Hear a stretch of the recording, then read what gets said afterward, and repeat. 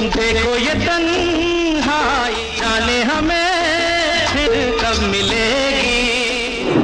जिंदगी में कई बार ऐसे मोड़ आते हैं जब हुनर तो आपके पास होता है मगर दुनिया दरवाजे बंद कर लेती है।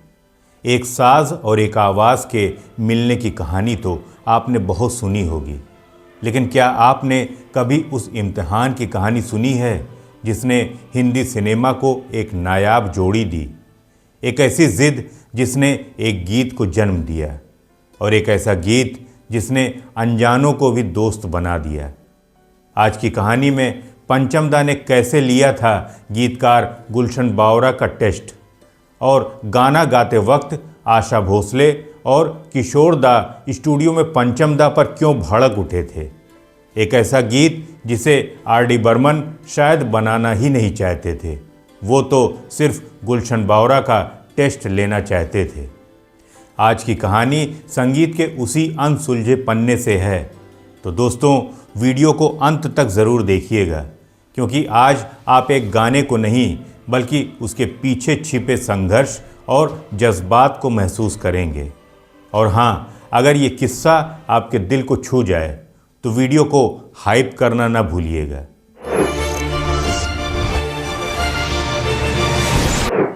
नमस्कार, मैं हूं आपका होस्ट और दोस्त संतोष और आप देख रहे हैं मूवी म्यूजिक मी, जहां हर गाना एक एहसास है और हर एहसास एक कहानी।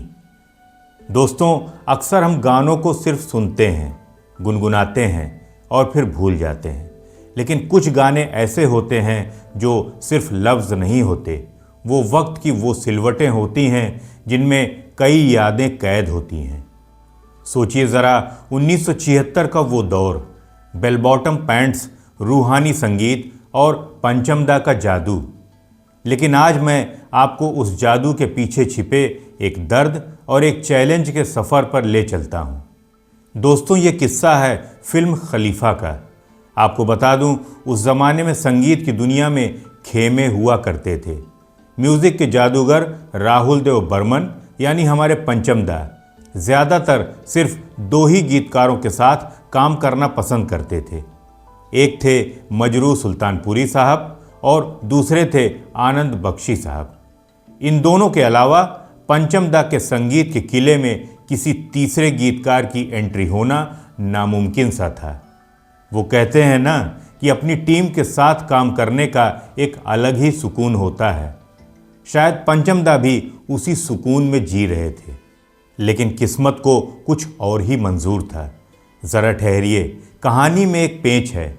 रणधीर कपूर, जिन्हें हम प्यार से डब्बू जी भी कहते हैं, वो उन दिनों खलीफा फिल्म में हीरो थे और उनकी ट्यूनिंग मजरू सुल्तानपुरी साहब के साथ कुछ खास जम नहीं रही थी। रणधीर कपूर के दिल में एक और नाम था, गुलशन बावरा। वही गुलशन बावरा जिन्होंने 1974 में हाथ की सफाई में वादा कर ले साजना जैसा सुपरहिट गीत लिखकर धूम मचा दी थी। वादा कर ले साजना, तेरे बिन मैं न रहूं, मेरे बिन तू न रहे होके। पीने वालों को पीने का बहाना चाहिए। रणधीर कपूर चाहते थे कि आर.डी. बर्मन और गुलशन बावरा एक साथ आएं, लेकिन पंचम दा वो इसके लिए कतई तैयार नहीं थे। शायद उन पर कोई दबाव था या शायद वो अपनी पुरानी टीम के साथ वफादार रहना चाहते थे। जब फिल्म के डायरेक्टर प्रकाश मेहरा और रणधीर कपूर ने बहुत ज़्यादा जोर दिया तो पंचम दा ने बेमन से हाँ तो कह दी, लेकिन उन्होंने एक शर्त रख दी, एक ऐसा इम्तिहान जिसे पास करना हर किसी के बस की बात नहीं थी। शायद आपको न पता हो, पंचम दा ने एक बहुत ही पेचीदा धुन बनाई और जानबूझकर उस गाने का अंतरा इतना लंबा और मुश्किल कर दिया कि कोई आम गीतकार उस पर शब्द ही न बिठा पाए। उन्होंने ये धुन गुलशन बावरा को दी और कहा, अगर कल तक इस पर गीत लिख के ले आओ तो ठीक, वरना हम किसी और को ले लेंगे।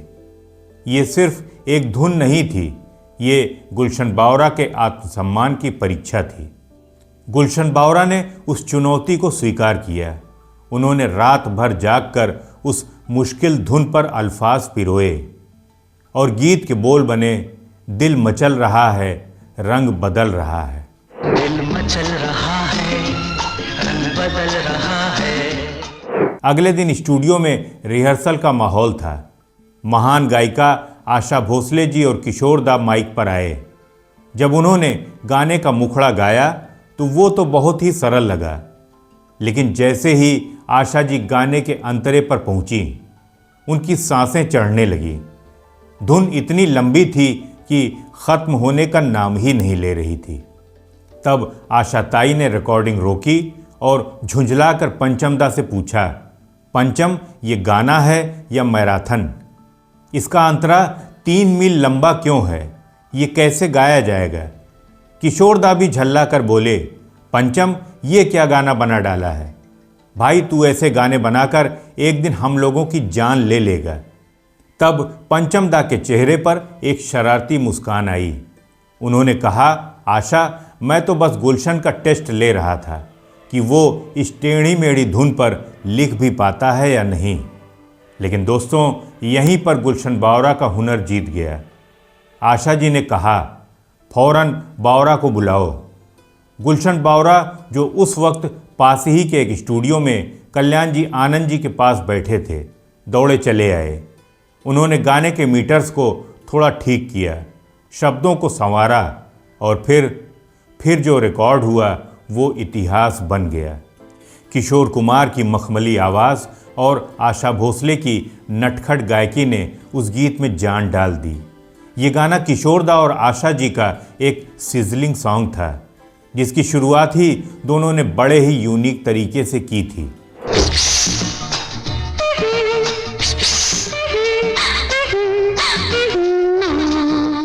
गाने की शुरुआत किशोर दा ने अपनी आवाज़ को दबाकर और बेहद सॉफ्ट टोन में की।